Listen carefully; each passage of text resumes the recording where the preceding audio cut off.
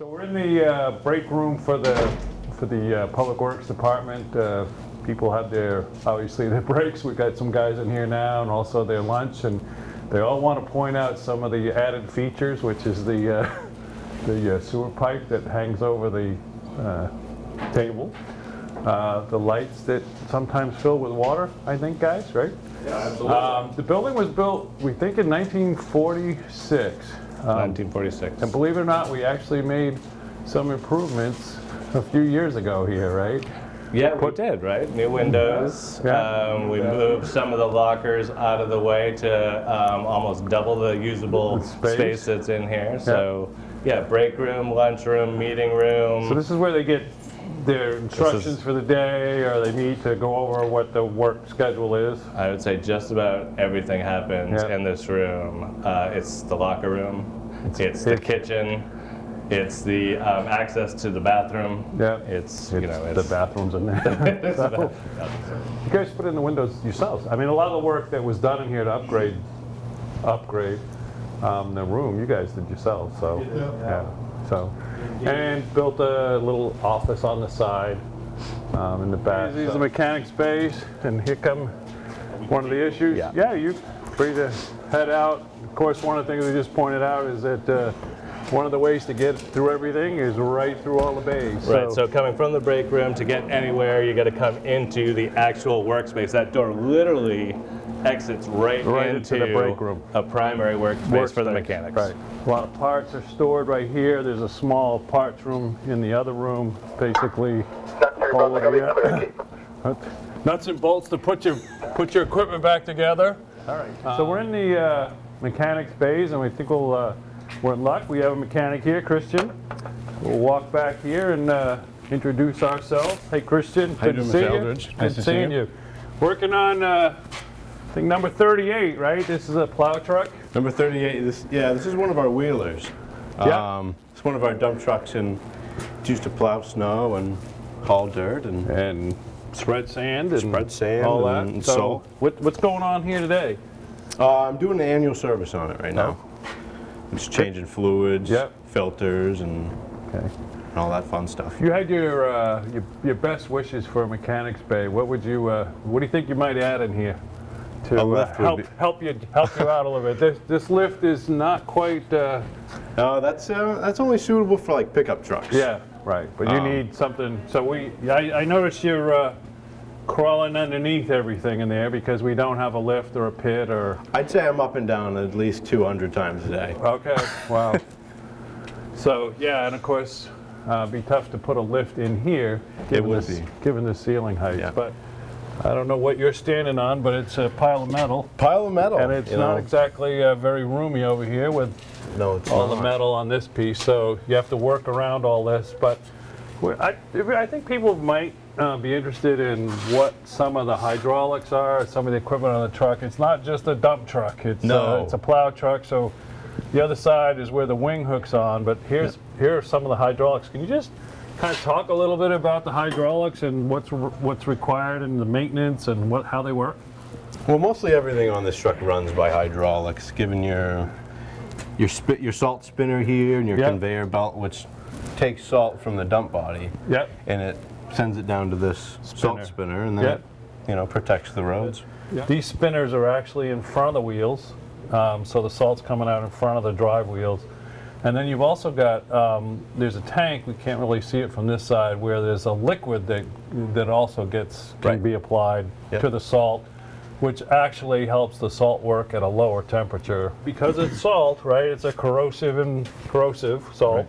So, these pieces take a beating, and it would be nice to be able to have a place to, clean these up and get underneath refurbish them and get underneath. And I mean, that's one of the other things we'll talk about in here is that we really don't have a space for a wash bay. So the trucks get washed outside regardless of how cold it is, and sometimes obviously you can't wash them at all. But I mean, that's a real drawback in terms of keeping the equipment in good working condition, because again, salt's very corrosive, and we're looking at bodies that are steel or metal of some kind, and it'd be nice to get those washed down, get those repainted every year, so that we could get some we get more longevity out of them. So absolutely, the wash bay and a better mechanic facility would really help to facilitate that. I mean, I look under there again. If we could clean that up and coat that every year.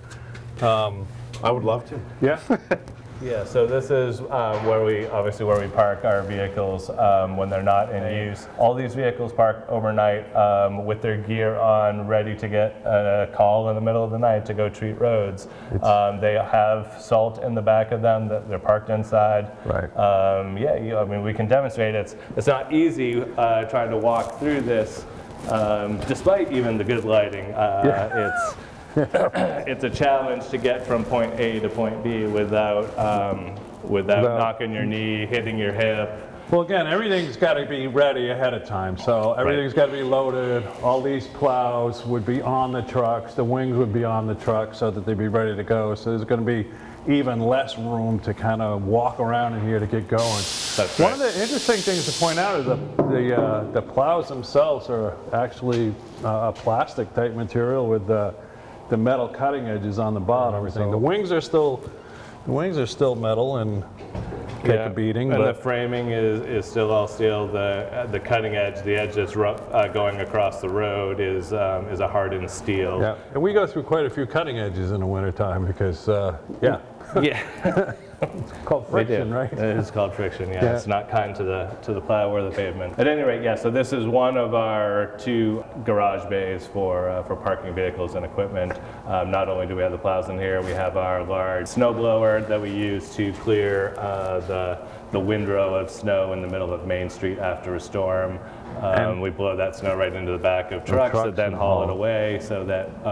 And we hire extra trucks for that because we don't have enough trucks to actually keep up with the blower. That blower does quite a job in terms of how quickly it can fill up a dump body. Yeah, so that's it's pretty amazing when you see that thing in operation. That's not your typical hairy homeowner snowblower. It's a pretty rugged machine, and again, it needs to be stored. Like most of this equipment has to be stored inside. Right. It doesn't have to be overly heated. It just has to be above freezing. So we do keep it reasonably heated. It's anything but airtight. So. And I noticed we have the vac-on truck that came from the sewer district, I think, right? And we use that for catch basin cleaning. Or you want to talk a little bit about that? We for years didn't have one of those type trucks. So we would contract out our catch basin cleaning, and wasn't always great. But can you just talk a little bit about what we use that truck for? And I think you mentioned recently we used it when we did some repair work. Yeah, so we were able to work a favorable deal with the sewer district as they were replacing their vacuum jet truck. We've made some slight modifications to it for our own needs, but primarily we use it to clean out catch basins, all the stormwater that goes into the catch basin. There's a lot of sediment and material that gets washed into them. That restricts flow, eventually builds up, restricts flow in the catch basins. So we'll go around and literally just vacuum out the catch basin of water and material to return it to its full capacity. So it works a little bit better than the old clamshell that you hung on the back of the truck. It does, yeah. Took a while to dip down in and pull up. It's incredibly efficient. The fact that it's at our disposal means we can use it whenever. The example that you were just referring to earlier this week, we were repairing a catch basin. Groundwater started to infiltrate the hole that the crew was working in, and so we ran the truck over to suck all that out so that they had a dry working environment to replace that catch basin. The other thing we use it for, we've started using it, is when we're installing new road signs, we'll hydro excavate a hole instead of using an auger to dig it out and clean it out. We can just, it's got a high capacity pressure gun for spraying water into it, and then we just vacuum it up, and you've got a nice clean hole with minimal work to set your signpost. And we can we use it also, I think, right, to jet out some of the storm drain piping, and you know, again, it's not only the basin that gets full of stuff. Sometimes the piping has sediment or whatever in there, and you know, to keep that clean and running, running smoothly. again, that we have a lot of stormwater infrastructure, catch basins and piping and that type of thing that really needs maintenance. And you just, me, I shake my head sometimes and wonder, how did we do it, or maybe we didn't, for all the years that, for all that piping and storm draining that we have around town. To not have a piece of equipment like that is, to me, just, I can't explain how you could do without it. So no, I mean, you're just creating more work for yourself when something does go wrong because a catch basin's not draining or a pipeline is clogged. Then right. The water backs up. It's got no place to go. It creates flooding issues in the road, which is a safety hazard. Creates property damage both for the roadway and adjacent neighbors. Yeah, and we have in some neighborhoods, and I don't know them all off the top of my head. I know we have some mapping, but some of the foundation drains around properties actually drain to our catch basins and our stormwater system. So if our storm drains back up, that's not going to bode well for those that are hooked into our system. So right. Another reason to really stay on top of maintaining that. One of the things we haven't really talked about is we haven't done a lot in prior years to add some staff. I mean, it's great to have the equipment, but and even better to have a facility where you can store it and take care of it, but you also need the staff to be able to deploy it and run it and use it efficiently. And so I know that's another thing that, at least in this year's budgets, we're going to be talking about that. But the amount of expectation always seems to get greater, and to meet that, not only that expectation, but the increase in responsibility, you need the equipment and the staff to be able to do it. We're looking at that, and Public Works is this. We said this building 1946, and not a lot's changed since then.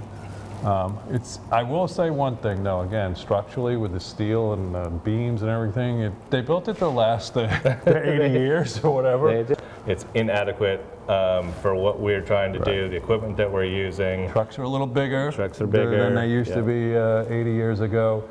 Some of these beams we actually had to do some welding on, if I remember right, because they were victims of some salt over time. The facility is such that if you were working on a truck body like we've got here, and you needed to raise the body of the truck, you actually can't do it inside. So any type of repair, no matter what time of year it is, no matter what the conditions are, if you were working on a truck body where you had to lift the body, it's actually going to be done outside the building. The times when most of that stuff happens is wintertime during a storm. Yeah, exactly. John, you mentioned the washing vehicles, how important that is. Yes. Year-round really, but takes on heightened importance during the wintertime because of all of the salt that is up on the underbellies of the trucks. So this is our wash station.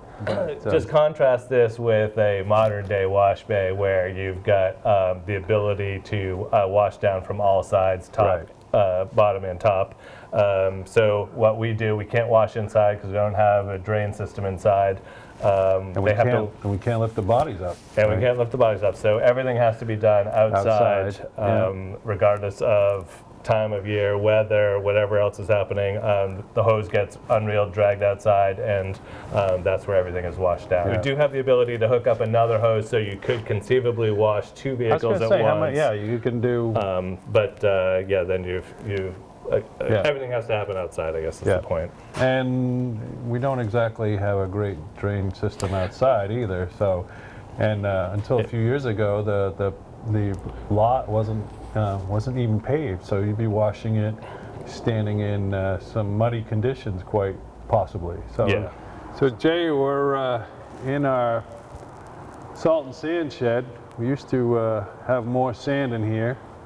Now we use more salt than sand, but I remember this isn't that old either, and all this used to sit outside in the weather, and at least now we can keep the salt and sand in here and keep it dry, and people can come in and load up. And again, I noticed the improvement in the lighting in here, which is really fantastic. That and the fact that these when we walked in, these lights came on automatically. So not only are they better lighting than we had before, they're being more efficient in two ways. One, they're LED, and then they are motion censored. So you want to just, how much salt do we? Salt's certainly gone up in price too, hasn't it? Salt has gone up and sometimes you can't get it. Yeah. So this building is actually probably the best building that we've got here in terms of what it's built to do and how it functions for us. There's plenty of capacity in here. It was built back when we were only using sand, and we used a lot more sand on the roads. Now that we're salt priority, we still obviously have a large cavernous space with which to put our salt. So there's probably about 1,000 tons, maybe 1,200 tons of salt here behind me. At any given time, we may have upwards of 2,000, 2,500 tons of salt in here, which is about half of what we go through for a winter time. Season, so we sit in here, all the trucks get loaded up either in here or just outside it. Other departments that also use the materials, school department, Parks and Rec, will also come here to get it. Our contractors that we use also will get it here. Sometimes you have to keep ahead because you can't always get salt on demand. And I remember a few years ago, it was like we had to go some distance to get it because it just wasn't available. So again, people want, why do you have a space this big? As you said, to store up enough salt that, to go through several storms, but also because you just got to have enough at times to get you through the winter in case you can't get any more. Last year in particular, there were some supply chain issues of getting the salt and significant delays from the time that it was ordered to when you got it. Most of the salt in this area is coming out of Portland, and they're trying to serve not only the state DOT but also municipalities. You can't just have enough for a particular storm. You've got to have enough supply on hand to last you a little bit. Also, again, you can't keep it outside. It has to be under cover. As soon as it gets wet, it develops a crust over the top that you need to break through. It doesn't go through the spinners and the augers. We use, depends on the size and duration of the storm, but we'll go through about 200, 250 tons in a storm. So we've got about probably 5 storms worth in here. Jay, this mound here that looks like salt with something mixed in. Can you tell us, am I dreaming, or is there something mixed into this salt that is special? So this is straight salt mixed with a magnesium chloride product called Magic -0. It lowers the effective temperature at which salt will melt ice. So we pre-mix it. We have this small pile compared to the larger straight salt pile.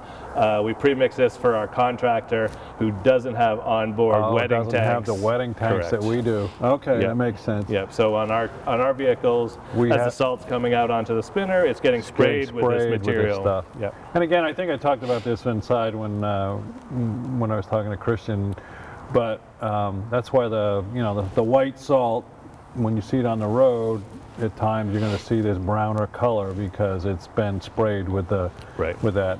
And why does it smell like molasses?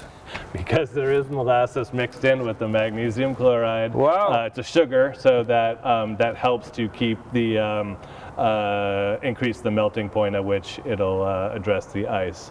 So it's it gives it that brown color. It's in that very pungent molassesy smell.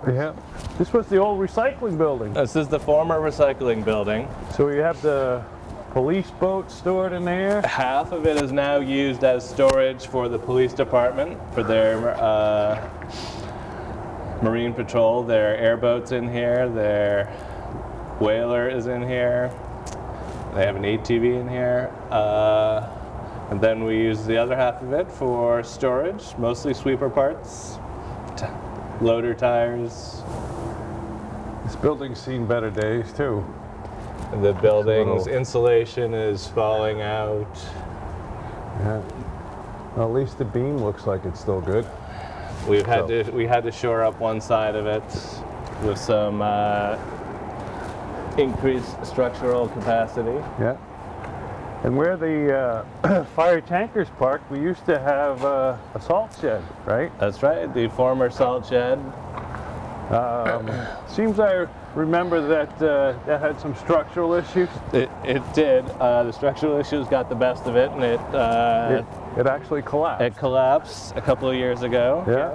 And our storage building over here, we got what, signs and.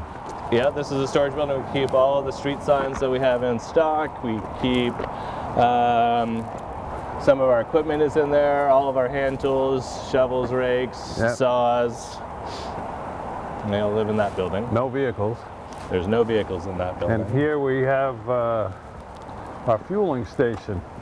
This is a fueling station. Diesel and unleaded. We have one pump for unleaded, one pump for diesel. All of the municipal vehicles fuel up here. Public Works vehicles, obviously, Parks and Rec, Police Department, School Department, Fire Department, Brunswick Housing. So they're all vying for space at any given time to get in here and fuel up. And it's not exactly conveniently located in front of the doors to the garage. It does. It's good of you to point out that it's got a poor location. It's right in the middle of all of our activity on any given day. And I really like what you did with the canopy. The invisible canopy that we have here does fueling in the inclement weather. Yeah. Yes, not that anyone's complained about it, but it, most fueling islands these days have canopies over them. Yep. For and they rain, also snow. have, but they also have that in there for fire protection purposes, right? That's right. So I know we did some work to, hard to believe, upgrade the pumps and the tanks a few years ago, but it's a constant chore. I mean, they're underground tanks, so they're licensed through DEP. Correct. Maine Department of Environmental Protection, and then of course we have to fill reports out every year regarding the tanks and the condition of the tanks. They have to be inspected. Obviously no one wants a groundwater issue or a spill here, so correct. Certainly we can improve the surface around here for containment and that type of thing. But no, absolutely. This isn't, the facility is 80 years old.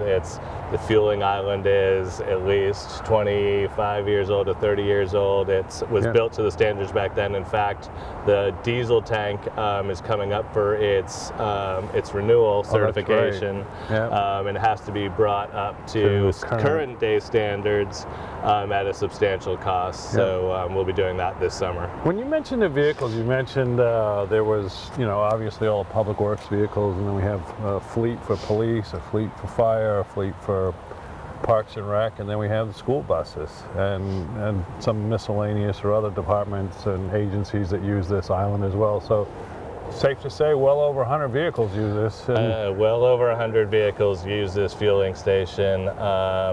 Additionally, all the users are also individually authorized. So there's a lot of activity here. Let's take a look at that, because that's how you kind of keep track, right? In the inventory, there's a card system here, and that's correct. There's no exchange of cash. No debit cards. No debit cards. Every department has all of their users authorized to fuel up. It's all coded when they get here. They punch in on the keypad who they are, what vehicle it is, and that's how we bill out at the end of the month. So how is the price of gas and diesel affected Public Works this year? Well, the price of fuel, in particular diesel, has gone through the roof. It's actually come down a little bit over the last fill up that we had, but it's expensive. In the winter time, obviously, is when we Public Works go through the most diesel fuel. All of our plow trucks. All our trucks are diesel. Correct. Yeah. And we put a lot of miles on them during the winter time. We have 14 plow routes, 2 of which are done by a contractor, Crooker. But then we also have the sidewalks, sidewalk routes. Okay. Plus, we also have the municipal parking lots. Yeah. The expectation is that everything is all done within within hours after the storm. So most of the guys last storm were here for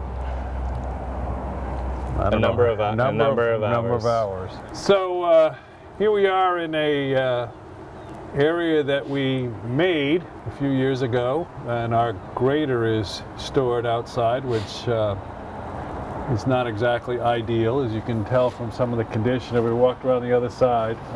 Just not a good place, but it kind of speaks to, again, the lack of storage space, the lack of space to work on things. But I want to point out some of the creativity of our mechanics. Jay, you told me, why don't you tell me the story about these fenders?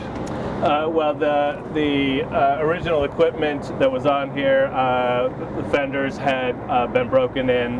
We needed to replace them. With a part shortage and the expense because of supply chain issues, just wasn't feasible to put the money into new fenders. So we ended up fabricating, one of our mechanics was a great welder and ended up fabricating a system by which he reused some poly culverts, cut it to size, and welded everything together, and now we've got some sharp fenders. I think you told me that while you not only were waiting for the parts, the price of those replacement fenders were probably a little bit more than we saved the culvert we found laying around. We saved probably a couple $1,000s, plus the immediacy of the need. Right. We were able to meet it fairly quickly. Yep. But again, this is a piece of equipment that if it just shouldn't be parked outside. It's a $350,000 piece of equipment that's under a lean-to that we had to make specifically for it because we had no place to park it. No place to put it, yep. And all of our sidewalk tractors and that are parked inside. So I got to ask you, if we didn't have that building and the lean-to, where would we? I mean, we still have equipment I can see out back here that's outside. Yeah, it would be outside. Yeah, and it's, again, that, for the longevity of the equipment, for being able to work on it, wash it, clean it, you just need to upgrade this space to be able to do that. So yeah, the freeze-thaw cycle of having vehicles outside. Many of them have hydraulics, so they have to be in a heated space. Right.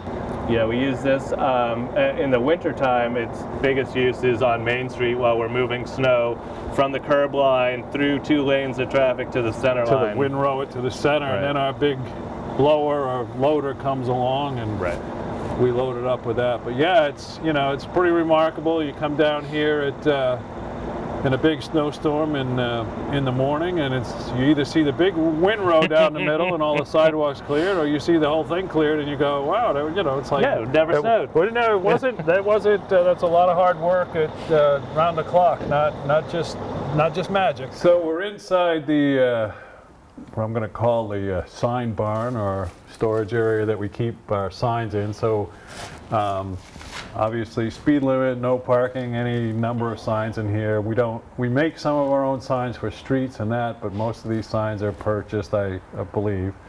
Behind the signs we've got tires, which aren't exactly conveniently located to where the mechanics are across the parking lot.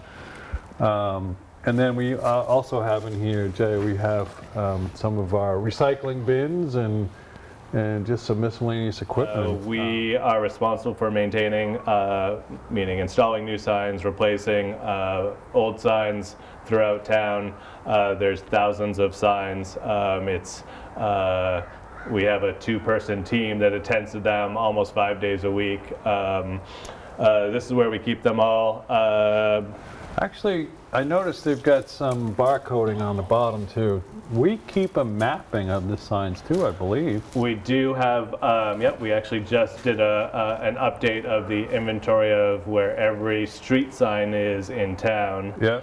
So that's stop signs, directional signs, warning signs, speed signs, all of that we have in a GIS program that we can quickly pull it up on a tablet. So when they go replace one, they just take their tablet and update it, and it'll update to the GIS system. And my understanding is that, at least according to the the manual of uniform traffic control devices requires us to replace them periodically, right? I mean, it's not like you put up a sign and it's good for 30 years. No, it's there's minimum retroreflectivity standards for street signs. You can kind of see the diamond reflective pattern maybe on this and the speed limit sign. So there's signs have to meet certain minimum standards. So you end up replacing them. Stop signs are a good example of these, as once they become faded and they don't show up well at nighttime, that's when you run into, that's where there's a safety issue. And I think behind this sign inventory, this is our, 5-bay garage, but no vehicles are really kept in here. But behind here, there's a bay that has tires in it. Yeah, so we keep all of our vehicle tires in one of the adjacent bays here. It's the proximity to where they're actually being used in the garage isn't optimal. Mechanics need to come over here, find the tire that they need, roll it across the yard to get to the mechanic bays. So yeah, that's not great. We also keep all of our work area and traffic zone signs here, keep our traffic cones. But yeah, no vehicles are in this building. This is just storage, again, tires, signs, erosion control. That's all kept in here. And I see we've got some of our nice blue bins over here for recycling. We do, yeah. So we do give out one blue bin per resident in town. This is where we keep our inventory of those.